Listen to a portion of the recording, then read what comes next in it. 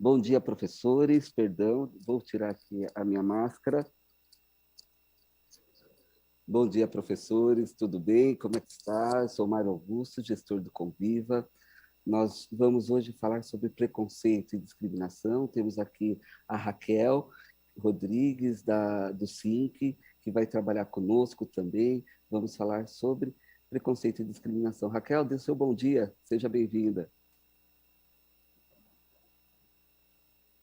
Oi, bom dia, Mário. Bom dia, professoras, professores. Eu sou a Raquel, hoje é um dia muito especial para mim, trabalho aqui com vocês, porque eu também sou da ciência da natureza. A minha formação é em biologia e sou professora de ciências, né? Há já 16 anos na rede, e atualmente sou técnica do Centro de Inclusão Educacional, que é o centro aqui da COPED, né? Então, é uma satisfação enorme falar com a minha turma, tá? Desejo uma ótima TPC para todo mundo. Vamos lá, então, Raquel. Uma ótima TPC para todos, os professores, diretores, supervisores.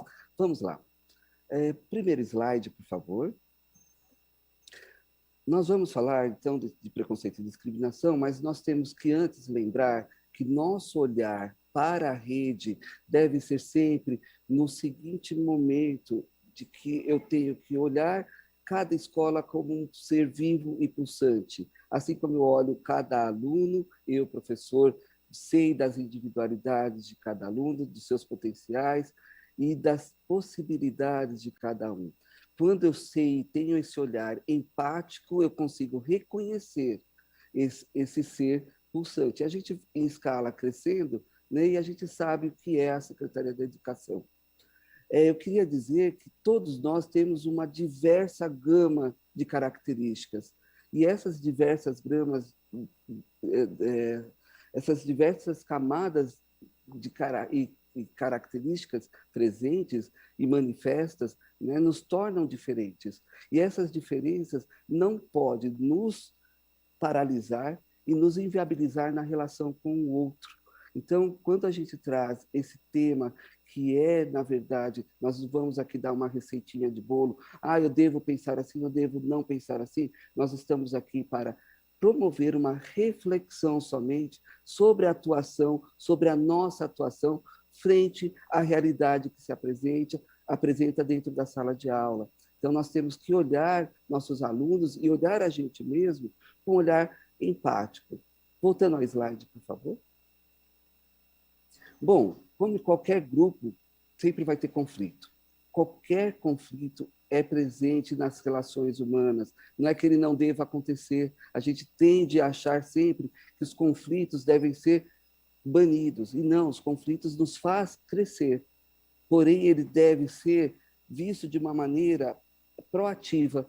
A gente deve sempre ser proativo, não ser reativo ao conflito. Quando a gente tem um conflito de natureza que pode se tratar de ferir o outro, seja psicologicamente, seja fisicamente, é muito mais difícil lidar. Então, se a gente puder lidar de uma maneira proativa, de prevenção, quando ocorrer o conflito, nós vamos olhar para ele como uma forma de crescimento. É isso que a gente traz nessa proposta de hoje. Próximo slide, por favor. Então, nós vamos falar aí de preconceito. O que é o preconceito? É uma ideia que eu tenho concebida antes de conhecer o conceito. Então, desta maneira, se eu tenho uma opinião pré-concebida, dificulta de eu ver o outro propriamente dito. Eu não sei como é o outro, eu vejo como eu imaginei que fosse. Tá? É como se eu colocasse naqueles parques de diversão, tinha aqueles totens e a gente colocava o rosto para tirar foto, né? Então, eu tenho uma visão preconcebida de que a pessoa tem que se encaixar naquele molde, né? E não, a pessoa tem que ser como ela é, a gente tem que olhar como ela é. A partir do momento que eu faço a discriminação, eu me baseio num preconceito ou exatamente no racismo. É muito interessante que a gente olhe isso com muita cautela, inclusive nós. Será que eu estou olhando o outro com um olhar preconceituoso? Sempre trago, sempre na primeira pessoa, porque é importante nós estabelecermos essa reflexão interna. Pode voltar o slide, por favor, deixar nesse mesmo slide que estava. Então, em casos de discriminação, eles não podem ser tratados de uma maneira pontual. Ele é até pontual, mas ele traz aí um olhar mais amplo de uma história que veio, que nos conduziu até este momento, de perceber que estamos discriminando ou estamos sendo preconceituosos.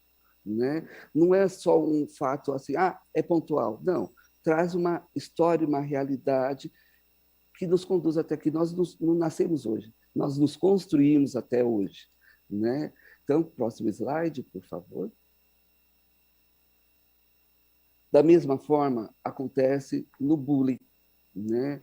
Se a gente for levar em consideração que o agressor no bullying ele tem a visão de onipotência frente ao seu agredido, é tão sério isso, porque ele constrói e reproduz conhecimentos dele, tá, na relação com o outro.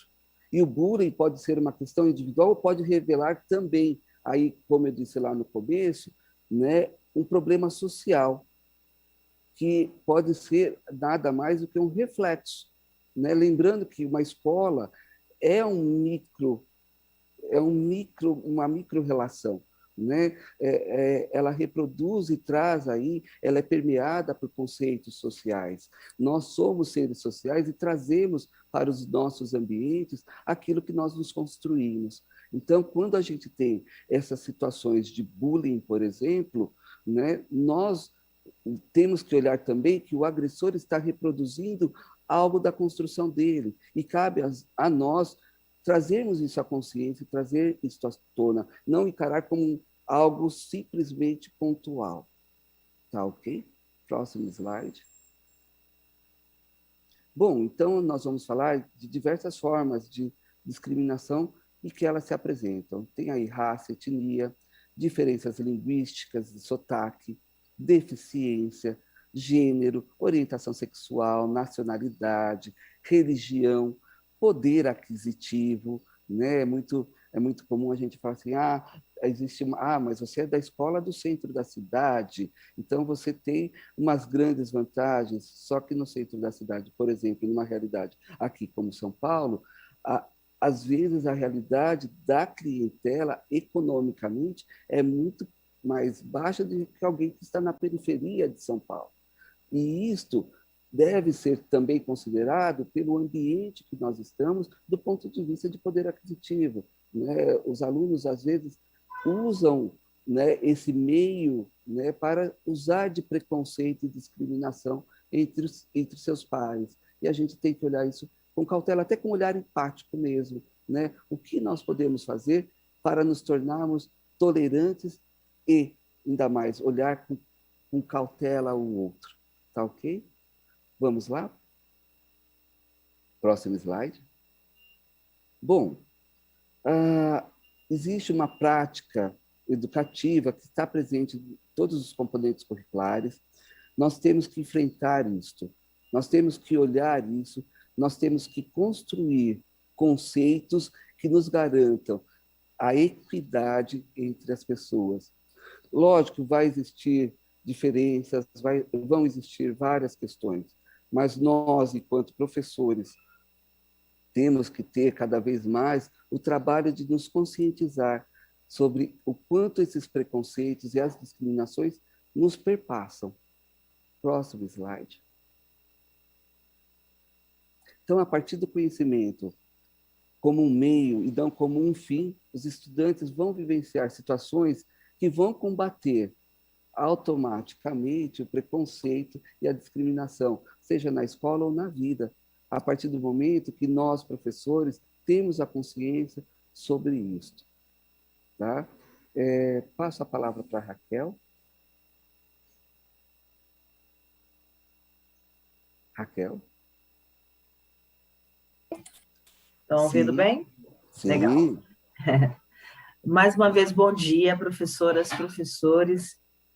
Envio aí o meu abraço à distância para tantas amigas e amigos aí que tem na rede de Ciência da Natureza é uma área de conhecimento com tantas disciplinas, mas a gente tem aí uma proximidade muito grande, e um coração onde todo mundo consegue abrigar todo mundo, né? Então, grande abraço para tantas amigas e amigos que devem estar acompanhando aí agora e que a gente não se encontra há muito tempo, né?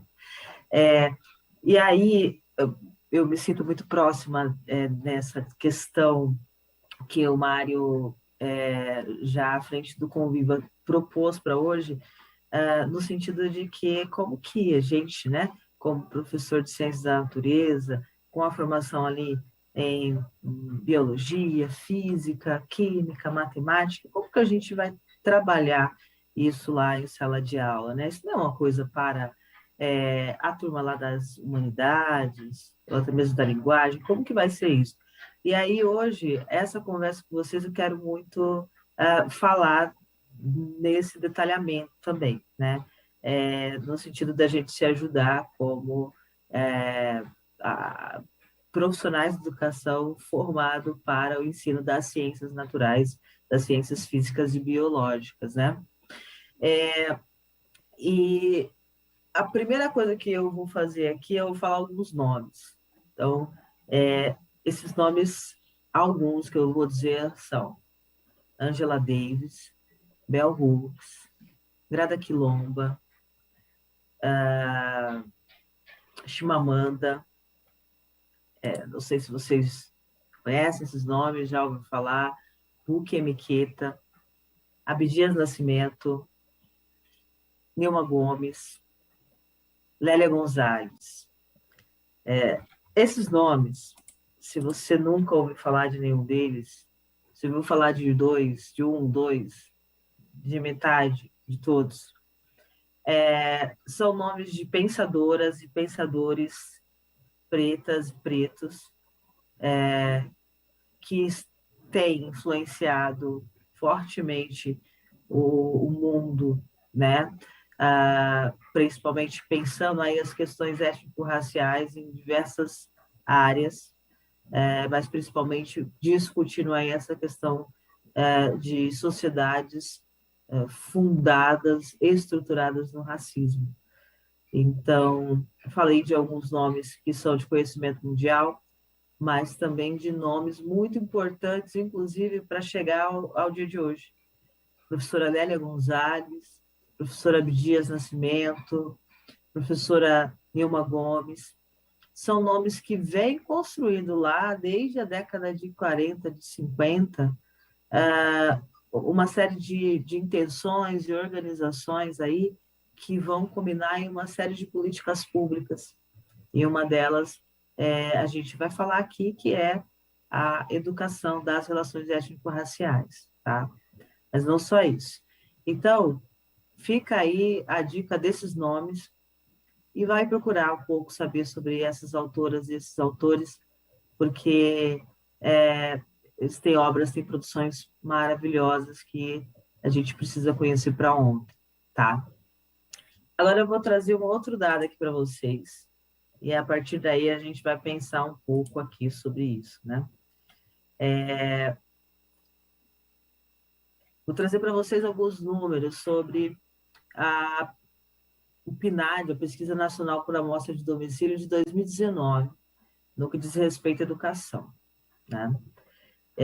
Então, lá está dizendo assim que pretos e pardos, né? E aí eu estou usando aqui a categoria censitária do IBGE para falar de autodeclarados. Então, pretos e pardos representam 56% da população brasileira. Mas a quantidade de brancos que acessam, permanecem e concluem a educação básica é 6 milhões de pessoas a mais que pessoas pretas e pardas. Mesmo que pretos e pardos representem, em números absolutos, a maior parte da população brasileira. Mais ainda, vamos falar do começo. Quando começa na escola. Analfabetismo. A taxa de analfabetismo entre pretos e pardos é quase 3 vezes maior que entre brancos. E aí vamos falar lá do final da educação básica e a continuidade dos estudos no ensino superior. O número de brancos no Brasil que acessam o ensino superior é o dobro do número de pretos e pardos. Né? Esses são números que representam realidade. Né? Então, a gente está percebendo aqui que tem um fenômeno muito interessante acontecendo, e esse fenômeno ele está relacionado à quantidade de tempo que se estuda. Né? Então, aqui está sendo apontado numa análise bem rápida, que quanto mais se avança nos estudos, maior a diferença entre pretos e pardos e brancos que permanecem estudando. Ou seja, a tendência de estudantes pretos e pardos de abandonarem os estudos é maior, eles ficam menos tempo na escola, em relação aos brancos. Tem aí um fator étnico-racial determinante aí para manter esses estudantes brancos na escola e que não consegue manter as pessoas pretas e pardas. E aí, nesse sentido, não dá para a gente não ter uma análise aí racional no sentido de que essa diferença ela tem a ver sim com a cor da pele desses estudantes, né? Existe aí um padrão, né? Então tem aí alguma questão, essa questão a gente pode aprofundar aí pensando nas questões étnico-raciais, quer dizer, a escola ela está muito mais favorável a acolher e a apoiar o desenvolvimento humano e cognitivo e intelectual dos estudantes brancos, desculpem, muito mais favorável a eles, muito mais acolhedor a eles do que aos estudantes pretos e pardos. É claro que existem outros fatores, mas é muito provável que a escola também esteja contribuindo para essa diferença tão significativa aí. E aí a gente vai pensar um pouquinho sobre nosso papel, tentando minimizar e reverter aí essa situação. E a partir daí eu já trago um recorte. Existiam alguns consultores que ajudaram aí na construção do parecer do Conselho Nacional de Educação, lá de 2004, que é um parecer que vai dar os primeiros passos para a construção das diretrizes curriculares nacionais para a educação das relações étnico-raciais, né? Então, um desses consultores é o Savoia, e o Savoia, ele vai dizer assim, né? A gente tem que pensar então em que escola a gente quer, que escola a gente está querendo, né? A partir desses números que eu trouxe. O Savoia vai dizer assim: uma escola cujo ensino tem referenciais eurocêntricos e etnocêntricos cria representações estereotipadas dos povos negros e indígenas, incentivando práticas de preconceito, discriminação e racismo, já que reproduzem as representações existentes nesses referenciais. Aí, como que o Savoia vai propor aí uma escola que agregue mais, uma escola que também seja aquela que acolhe e aquela que apoia os estudantes que venham a ser aí excluídos, tenham dificuldade de acessar a educação por conta do seu pertencimento étnico-racial. Então, o Savoia vai dizer assim, uma escola que agrega ao seu ensino novos referenciais, como os das africanidades e dos saberes indígenas, ela viabiliza novas representações dos povos negros e indígenas, gerando práticas de respeito e valorização, que criam e passam a reproduzir novas representações a partir desses novos referenciais. Olha que coisa diferente, né? Conhecer, reconhecer e valorizar a produção de conhecimento de pessoas negras, que quando eu falo negro, eu estou falando de pretos e pardos, tá?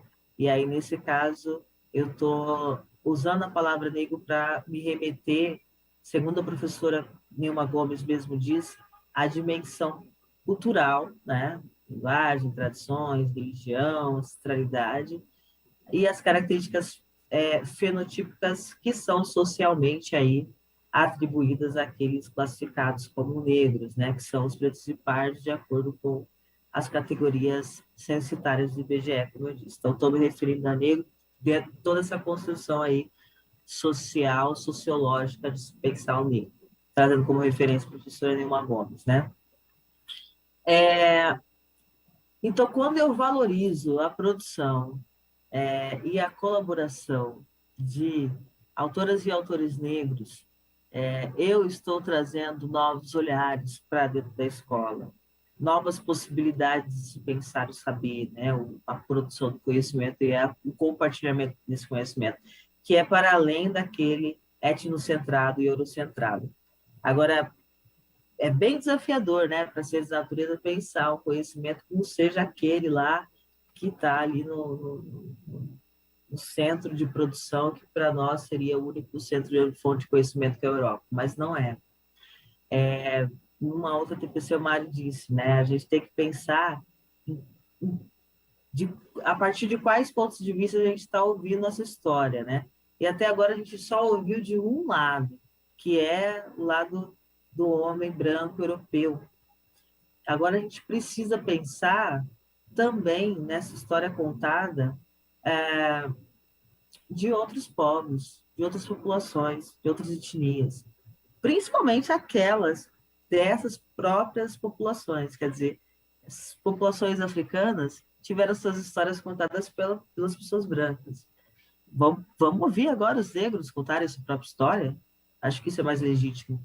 Vamos ouvir agora as populações indígenas contarem suas próprias histórias, os quilombolas contarem suas próprias histórias, que está muito mais próximo ao que realmente é a verdade do que aquele que narra a história do outro, né? Nesse caso, o europeu narrando a história dessas populações, né?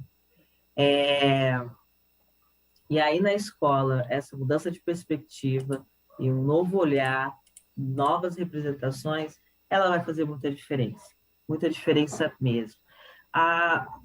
No slide 9, se vocês puderem projetar aí, existe um resumo aí sobre do que a educação das relações étnico-raciais vai tratar, a IRER, né? Então, o que é a IRER?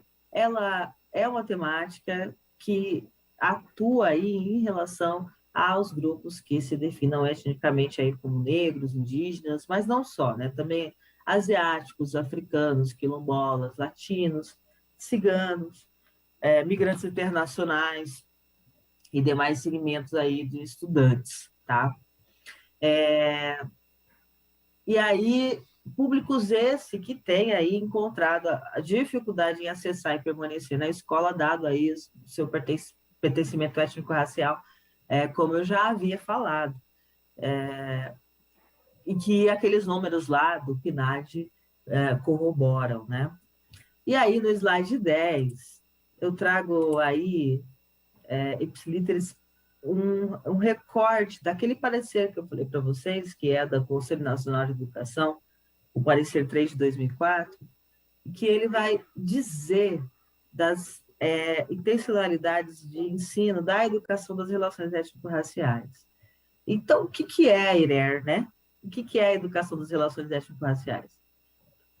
A IRER, ela pressupõe pedagogias de combate ao racismo e às discriminações, de modo a fortalecer entre os negros e despertar entre os brancos a consciência negra.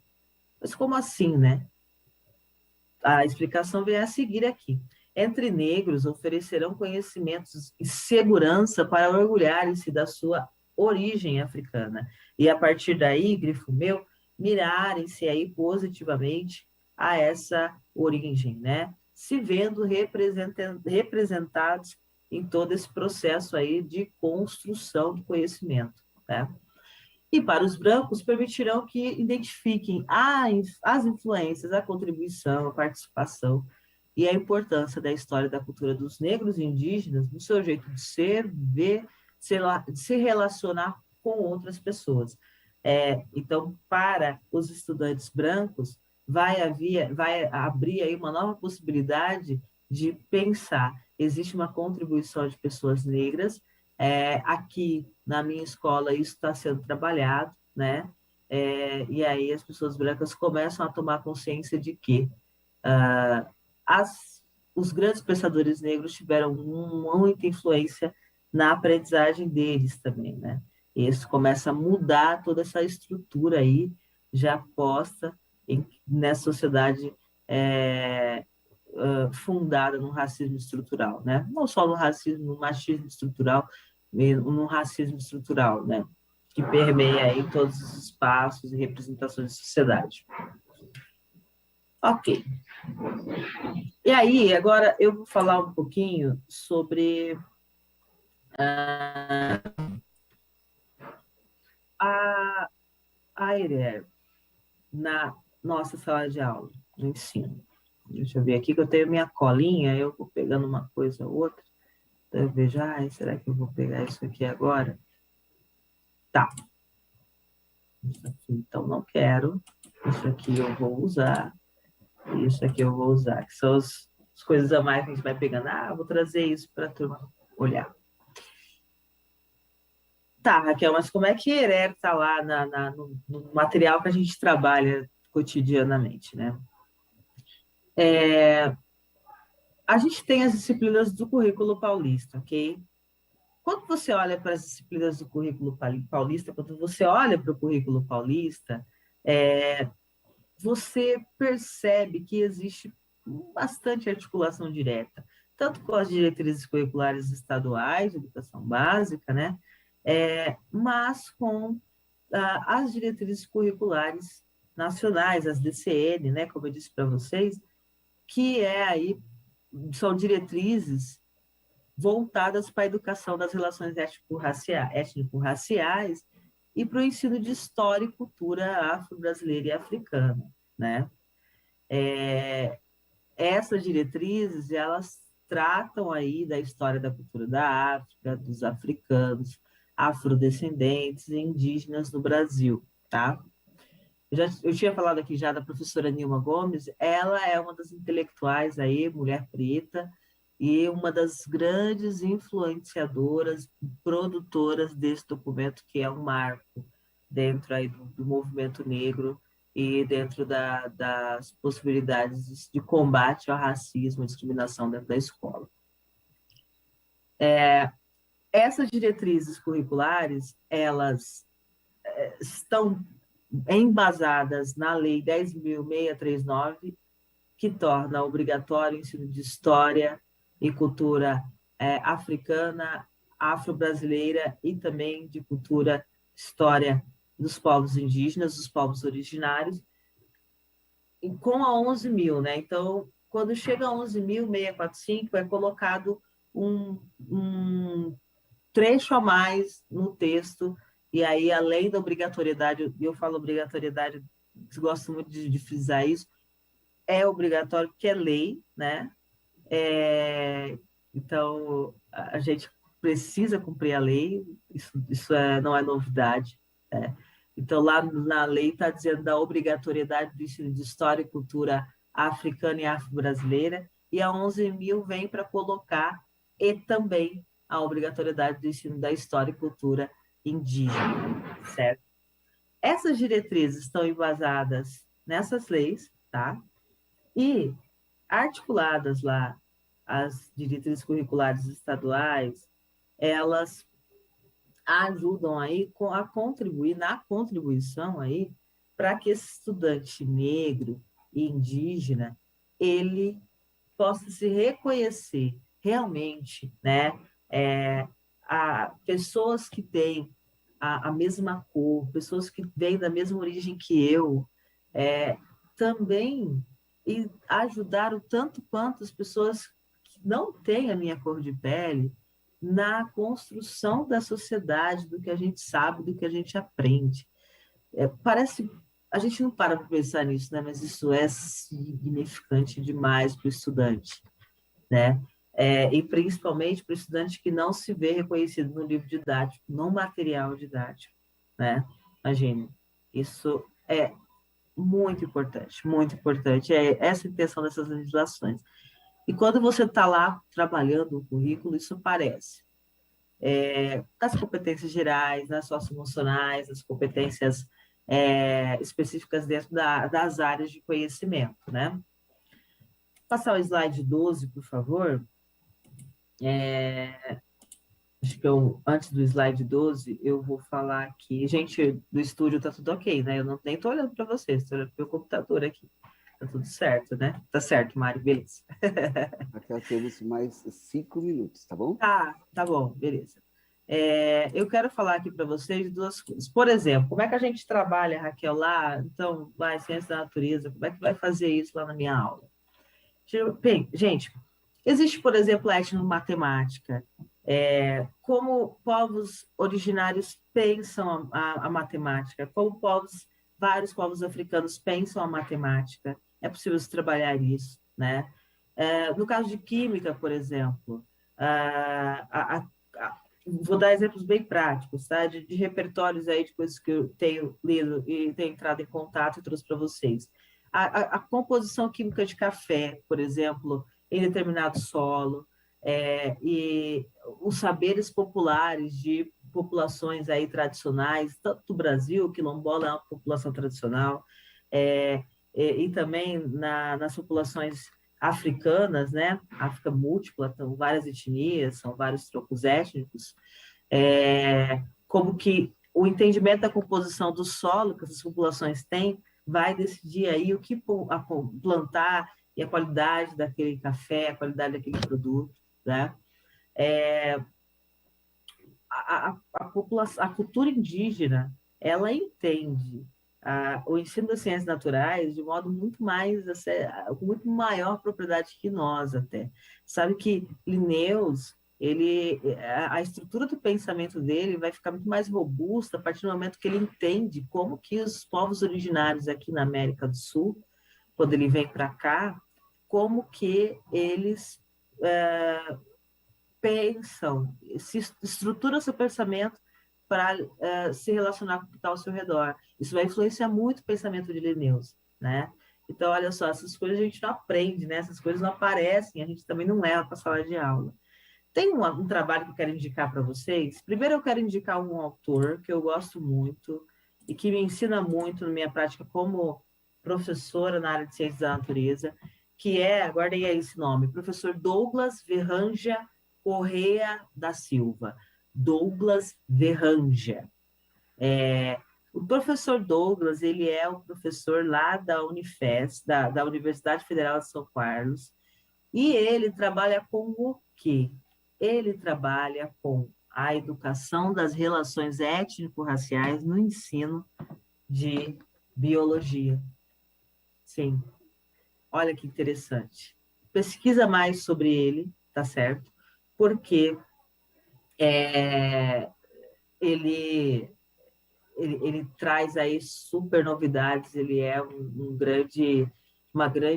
presente para nós, é um professor preto, biólogo, e que está falando de coisas aí que a gente precisa saber para potencializar a ERER na nossa prática de sala de aula como professor de ciências da natureza, né? Por exemplo, uma das pesquisas que ele fez foi Educação, Cultura e Agroecologia Escolar, uma dimensão étnica em foco. Olha que interessante, né? Como é que faz isso? Então, é uma grande referencial. E ele tem um aluno que, ele orientou um aluno na sua dissertação de mestrado, e esse estudante, o Castro, ele fez uma dissertação de mestrado do seguinte título: A evolução humana no ensino de biologia e as relações étnico-raciais, aprendizagens a partir de uma intervenção educativa. E ele faz um trabalho muito interessante, porque ele vai trazer o pensamento, a estrutura de pensamento e o discurso da explicação da origem do homem no pensamento hebreu, no pensamento iorubá e no pensamento científico, falando aí da estrutura de discurso, tanto de Lamarck quanto de Darwin, né? Para que os alunos identifiquem algumas estruturas comuns a esses pensamentos, né? Então, ele vai trabalhar além do que trechos lá bíblicos que falam sobre a origem do homem, ele vai trabalhar também com a estrutura do pensamento de mitologia dos orixás, contos e lendas que são afro-brasileiras, né? Por exemplo, a criação do mundo a partir do olhar dos iorubás,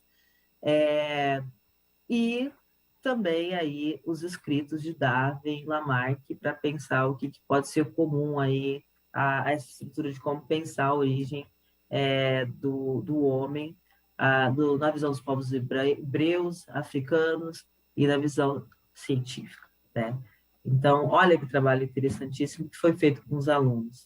Foram 10 aulas fazer esse trabalho, mas é um grande trabalho aí. E aí, estou acabando. Oi? Tá acabando? Exatamente pelo tempo, exato. Tá. Hoje eu acabei me... Mas assim, ó, então vamos lá rápido. Eu vou mostrar aqui umas leis para vocês. Slide 13, aí eu encerro, tá, Mário? Prometo. No slide 13, a gente tem alguma legislação para vocês conhecerem, dá uma olhada. A Lei 10.639/2003, que torna obrigatório o ensino da cultura e da história africana, afro-brasileira e indígena. O parecer que dá aí, abre caminhos para a resolução CNE de 2004, que é a resolução que cria as diretrizes curriculares nacionais da IRER. A Lei 11.645, que inclui aí, adapta 10.639, inclui no ensino indígena, né, de história e cultura indígena, e o Estatuto de Igualdade Racial, que precisa ser muito bem conhecido para ser trabalhado lá na escola. Só para fechar, todas essas possibilidades de trabalho aí, né, de um ensino-aprendizagem voltado aí para a educação das relações étnico-raciais, que não fica lá restrito só aula de história, geografia, sociologia e filosofia, contribui aí para que a gente possa lidar com e combater racismo nos diversos espaços de aprendizagem dentro da escola. Mário, passo a palavra. Muito obrigado, Raquel. Eu queria agradecer a sua presença, o trabalho, vi aqui os comentários, foi um debate bem importante, tá, na rede. Eu acho que não estou aparecendo, é isso? Você está sim. Ah, tá, voltei aqui. Né? Eu queria agradecer mesmo a presença, um debate muito importante, foi bem bacana.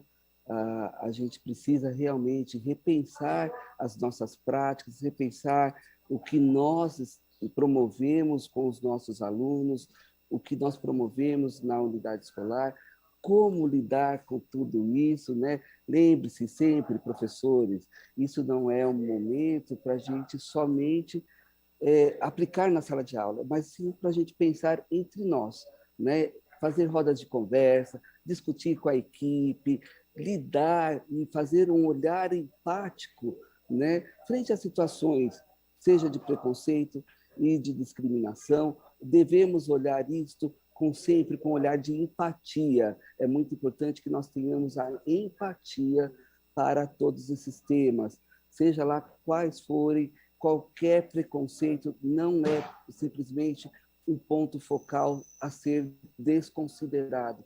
Ele deve ser olhado com muita cautela. Usem também, se for necessário, os psicólogos da educação que estão disponíveis aí para lidar com essas situações e auxiliar a equipe escolar no